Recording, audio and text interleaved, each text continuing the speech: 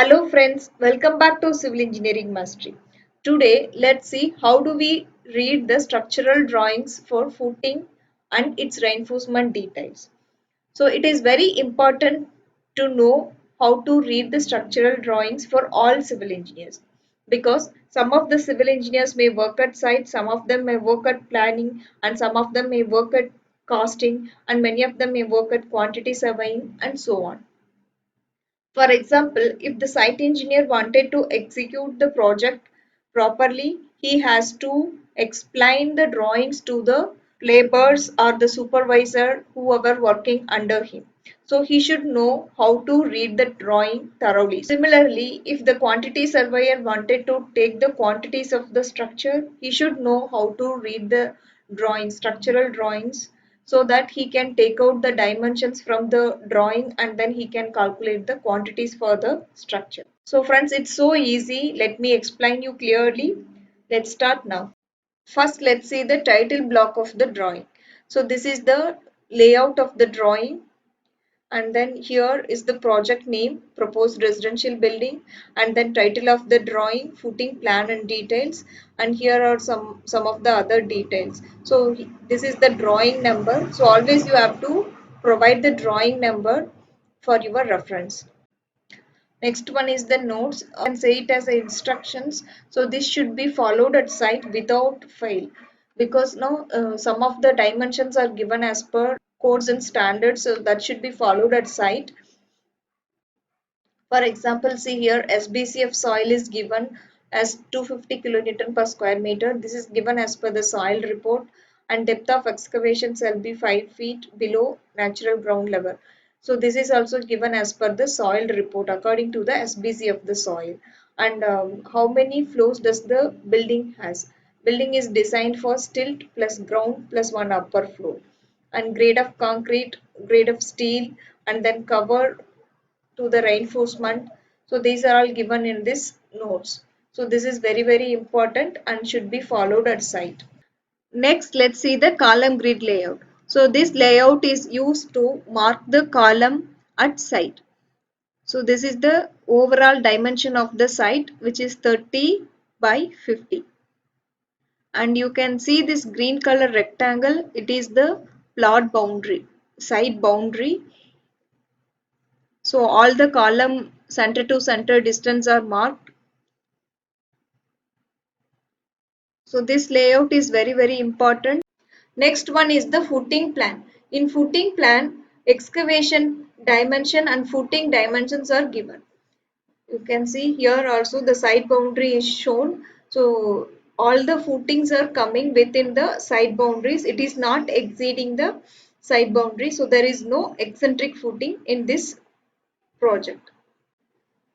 Next, here this white line indicates the structural excavation line. So there is separate layer for that, and this yellow line indicates the structural footing.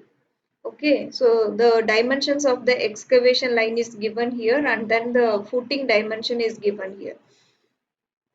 Also, the footing is marked as F1 and the column is marked as C1. So similarly, all the footings are named F2, F3, F4, F5 like that, and then all dimensions are marked in the drawing. You can see everywhere the dimensions are marked, and then columns and centerline distance also marked. So here you can notice that this column is vertical and this column is horizontal.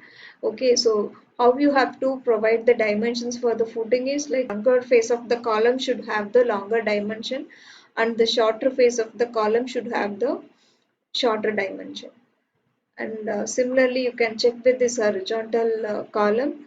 See, the longer face of the column has the longer dimension of the footing, and then shorter dimension of the column has the shorter dimension of the footing. So this is how you have to read the structural drawing of footing. Next, let's move on to the reinforcement details. So this is the typical footing details which has plan of the footing and section of the footing. So in this plan, L is the length of the footing and B is the width of the footing. So this is the excavation line, and this yellow one is the footing size, footing plan, and this blue one is the reinforcement which is shown in the layer reinforcement, and this one is also the reinforcement. So RLD means reinforcement in longer direction and RSD means reinforcement in shorter direction. Now we are cutting the section at the middle of the footing. So how you have to imagine this section? So imagine that there is one box. So you are cutting the box at the middle and you are keeping in front of your eyes the two part. So this arrow indicates the upper side, right? So it is not in the downside. So it is indicating the upper side. So you have to imagine this part, this portion, upper portion of the footing. So that is shown in the section. Let me show you by drawing the X line, give vertical. So this is the excavation line, right? So I'm drawing the line over here. So see how this is matching with this section.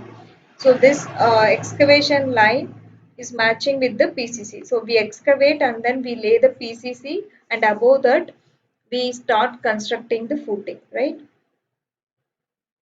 And then again X line, vertical.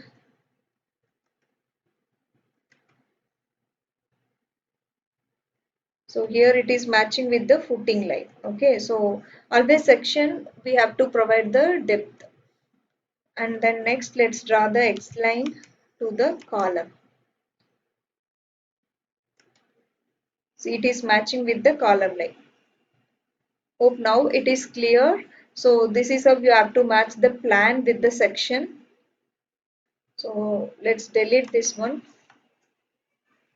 Next, let's see the reinforcement details. So here reinforcement in shorter direction, reinforcement in longer direction are shown in the plan. Let's see in the section reinforcement in shorter direction coming throughout the width of the footing, and reinforcement in longer direction coming throughout the length of the footing. Okay, so in the section this is the reinforcement which is provided in the shorter direction, reinforcement in shorter direction, and reinforcement in longer direction is shown in the form of circle, reinforcement in longer direction. Okay, so in some cases you may get the reinforcement in longer direction is greater than the reinforcement in the shorter direction. So in that cases you have to provide the reinforcement in longer direction at the bottom, and then you have to provide the reinforcement in shorter direction at the top. And here D represents the depth of the footing, and here this 5 feet is the depth of the foundation. So you should always remember that there is a difference between depth of footing and depth of foundation. Depth of foundation means always there will be a ground level, right? So from the ground level how much depth we are going down, that is the depth of the foundation. And this is the depth of the footing. This is only the depth of the footing, and here whatever 5 feet is shown, that is the depth of the foundation from the ground level. Here NGL refers the natural ground level. And always from the ground level there will be a plinth beam. Here plinth beam is shown below 2 inch from the natural ground level. So that means that is the structural finished level. We call it as a structural finished level, SFL, because 2 inch thick of any kind of flooring or tiling or whatever. So in structural drawing we have shown the plinth beam at structural finished level. Next, let's read the table. So, which is the particular detail about individual footing. So, all the footing dimensions and reinforcement details are given in this table.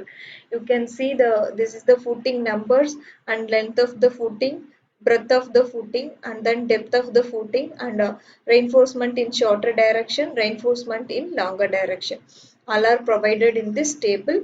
So, for example, if we take F1, length is 6 feet, breadth is 5 feet 3 inches. Let's go and see. Putting F1 here. 5 feet 3 inches is the width and 6 feet is the length. So this length and width change accordingly. Always L is the longer dimension, B is the shorter dimension. Let's see the footing F4. In F4, 7 feet is the length and 6 feet 6 inches is the width. Let's see in the table CF4, 7 feet is the length and 6 feet 6 inches is the breadth. Okay. And this D is the depth of the footing, that is 20 inches. For example, so here I told you, right, this is the depth of the footing. So that is 20 inches. So for all the footing, it will differ according to the design. Why 12 at 6 inch center to center is the reinforcement in shorter direction. Y denotes the reinforcement and 12 is the diameter of the bar, which is in mm, and 6 inches is the spacing of the bars. So we are providing this reinforcement throughout this width, right? So between one rod to another rod there should be some spacing. So that spacing is 6 inches. Similarly, reinforcement in longer direction is Y12 at 8 inch center to center. Here also the 12 is the diameter of the bar and 8 inch is the spacing. So similarly you can read all the reinforcement details, and reinforcement also differs according to the design. So this is the way you have to read the footing plan and footing reinforcement details. So friends, I hope you all like this video. If you have any doubt, please do comment in the comment box. Your comments are always welcome, and don't forget to subscribe this channel for more videos. And if you want to read more structural drawings for columns, beams and slabs or other structural elements, please do comment in the comment box. So thank you for watching.